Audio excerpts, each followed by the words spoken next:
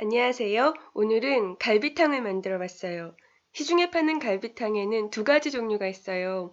하나는 10,000원 미만이고 국물에서 육수보다는 다른 재료의 맛이 강한 거, 그리고 또 하나는 15,000원 정도? 가격은 비싼 대신에 국물에 갈비 특유의 구수함이 그대로 녹아 있어요. 오늘은 그 비싼 갈비탕 만들 거예요. 먼저 갈비는 찬물에 잠시 담궈 두세요. 물을 한두 번 정도 갈아주시는 게 좋아요. 갈비에는 찜용 갈비랑 탕용 갈비가 구분이 돼 있거든요. 그런데 저는 그냥 찜용 갈비를 사용했어요. 갈비탕 하실 때는 바닥이 좁고 목이 긴 냄비를 사용하시는 게 좋아요. 그리고 이거는 베이킹 소다예요.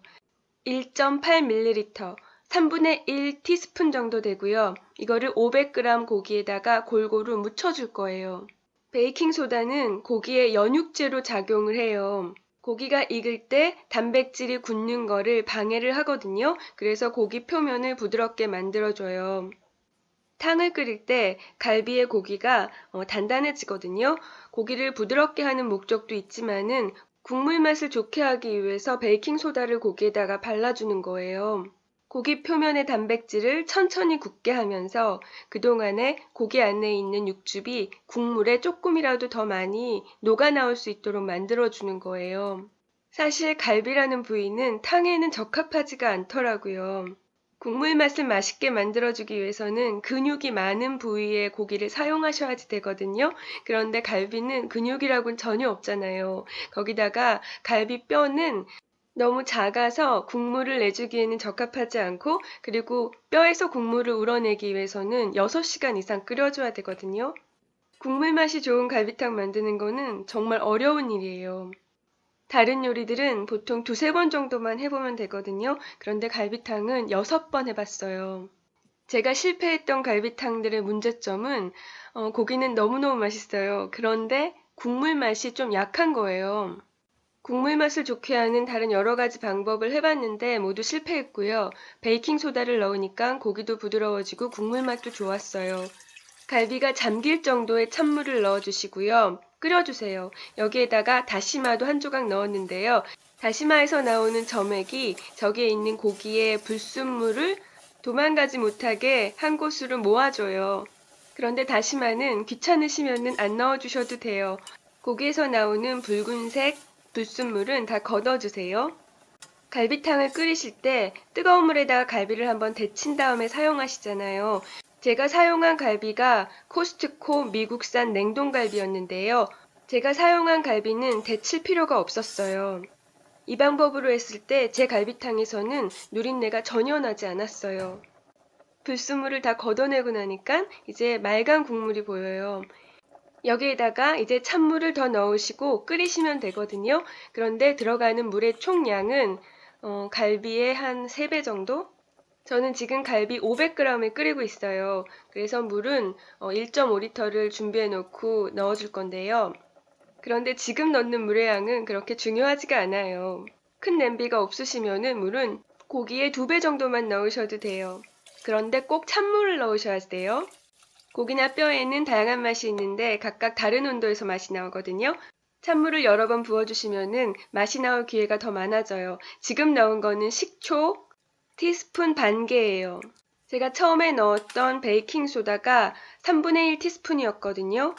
고기 500g에 3분의 1 티스푼의 베이킹 소다는 쓴맛을 내지는 않지만 혹시라도 그 맛이 남아있을까봐 식초를 넣고 중화를 시켜줬어요. 그리고 여기에다가 양파 커다란 거 1개, 그리고 대파 2대, 무, 마늘 5개. 마늘은 큼직하게 으깨서 넣었어요. 통마늘은 국물 맛에는 아무런 기여를 못하거든요. 그러니까 마늘 넣으실 때는 큼직하게 으깨서 넣으세요. 그리고 얘네를 끓이다 보면은 거품이 또 나와요. 고기에서 나오는 거랑 채소에서 나오는 거랑 그 거품 색깔이 다른데요. 고기에서 나오는 붉은색 띠가 있는 거는 다 걷어내 주시고요. 채소에서 나오는 것으로 추정되는 하얀색 거품은 꼭 걷어내실 필요는 없으세요. 그런데 거품을 다 걷어내시면 국물색이 좀 더 맑아지기는 해요. 처음에는 강불로 국물을 팔팔 끓게 만드시고요. 그 다음에는 중불로 줄이세요. 그리고 국물이 저 정도로 끓을 때 뚜껑을 덮으시는데요. 뚜껑을 계속 덮어두면은 국물이 넘쳐 오르거든요. 그러니까 뚜껑을 저렇게 비스듬하게 놓고 수증기가 빠져나갈 구멍을 만들어주세요. 그리고 30분 끓여주세요. 아직까지 남아있는 하얀 거품이 있는데요. 이 거품은 제거해주세요. 중불에서 뚜껑을 살짝 열어놓고 끓였기 때문에 물이 많이 증발이 됐거든요. 여기에다가 찬물을 추가해주세요. 저는 물 2컵을 더 추가해줬어요. 그리고 또 뚜껑을 비스듬하게 닫으시고요. 30분 더 끓여주세요. 끓이는 시간은 30분, 총 1시간이에요. 갈비탕이 다 끓었으면은 이때 소금 간을 하세요. 다른 국이나 수프는 소금 간을 끓이기 시작할 때 넣으셔야 맛있는데요. 갈비탕은 예외예요. 갈비탕에는 간을 마지막에 하세요. 다른 고기랑 달라서 갈비는 절대로 자기 맛을 국물에 안 내주려고 해요. 그래서 다른 고기로 국물을 만드실 때는 고기 맛을 가둬두려고 노력하시잖아요. 그래서 소금도 끓이기 전에 넣어서 맛을 가둬두는데요. 갈비에는 맛을 풀어지게 하는 방법을 사용하셔야 돼요. 그래서 소금도 마지막에 넣으시고 채소는 다 건져내시고 저렇게 국물을 꼭 짜주세요. 아깝잖아요. 채소를 다 건지고 봤더니 물이 지금 너무 많이 증발해서요. 물을 또 1컵 반 정도 더 넣고 끓여줬어요. 한 2, 3분만 팔팔 끓여주시면 돼요. 그리고 기름이 지금 덩어리로 막 떠다니잖아요. 얘네들을 건져줬어요. 그리고 잠시 냉장고에 놔두시면은요, 이렇게 되거든요. 저기에 국물이 조금 있는데요. 기름은 거두시고 국물은 남겨주세요. 이 국물을 다시 끓이셔도 좋지만 저는 소스로 사용하려고요. 국물에다가 간장을 조금 넣으시고요. 여기에다가 저는 연겨자를 넣는데요. 와사비나 겨자 넣으시고 풀어서 고기 찍어 드시면 돼요. 저는 당면을 조금 삶아서 준비했고요. 여기에다가 뜨거운 국물을 부어줬어요. 국물 색깔만 봐도 맛이 진할 거라는 생각 드시지 않나요? 여기다가 갈비도 좀 얹어줄게요. 찜용 갈비라서 살이 많아서요. 갈비 2대면 될 것 같아요. 그리고 여기다가 파를 쏭쏭 썰어서 올려놔 주세요. 먼저 국물을 먹어봤는데요. 정말 제가 여태까지 먹어본 갈비탕 국물 중에서 가장 맛있었어요. 국물에서 갈비 맛이 나요. 갈비살의 구수한 맛이랑 그리고 갈비에서 나오는 기름이 굉장히 고소하거든요. 굉장히 진한 맛이 났어요. 여기에다가 개인적으로 소금이랑 후추간 하시고 드시면 돼요. 그리고 이제 고기를 먹어볼 건데요. 고기가 저렇게 부드러워요. 갈비탕 많이 드셔보셔서 아실 거예요. 갈비살은 굉장히 단단해요. 그런데 영상 보시면은 갈비살이 굉장히 부드럽게 찢어지고 있죠. 지금 엄청 뜨거워서 제가 손으로 못 잡고 젓가락으로 찢고 있는데요.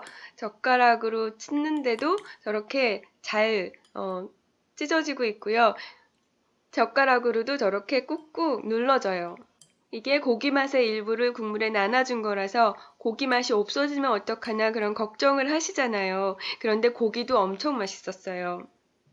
이렇게 생각하시면 될 것 같아요. 100억을 버는 사람이 그동안은 세금으로 1000만 원만 냈다면 지금은 세율이 높아져서 한 10억 정도 내는 거? 고기는 90억 정도? 여전히 굉장히 맛있어요. 그런데 그 국물 맛이 1000만 원에서 10억으로 드라마틱하게 상승을 했어요.